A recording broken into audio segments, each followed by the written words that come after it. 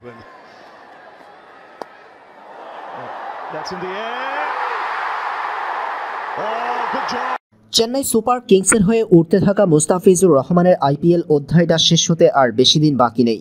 স্বাভাবিকভাবেই তার জায়গাতে নতুন কাকে সেট করবে দল, সেই চিন্তায় চেন্নাই সুপার কিংস। জবাবটা অবশ্যই দিয়ে দিল আইপিএল এর সফলতম ফ্র্যাঞ্চাইজিটি। নতুন করে বিদেশি এক পেসারকে তারা দলে ভিড়িয়েছে।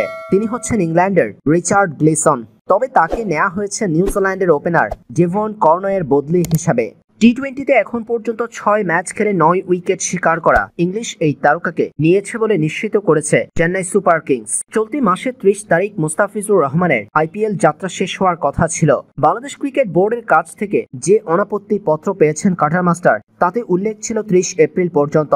কিন্তু একদিন ছুটি বাড়িয়েছে বাংলাদেশ ক্রিকেট বোর্ড। মুস্তাফিজুর রহমান 1 মে পর্যন্ত থাকতে পারবেন আইপিএলে, এরপর 2 মে ফিরতে হবে দেশে। ফিজের অনুপস্থিতি পূরণের জন্য চেন্নাইয়ের একাদশের সুযোগ মিলতে পারে ইংলিশ এই পেসারের। 36 বছর বয়সী এই ক্রিকেটার ইংল্যান্ডের হয়ে 6টি আন্তর্জাতিক টি-20 খেলেছেন। পেশাদার ক্রিকেটেও তার যাত্রা শুরু হয়েছে কিছু দেরিতে। মুস্তাফিজুর রহমানের আইপিএল ছেড়ে দেশে আসার সময় হওয়ার সাথে সাথে হঠাৎ করে ইংলিশ এই পেসারকে দলে ভিড়িয়েছে চেন্নাই সুপার কিংস।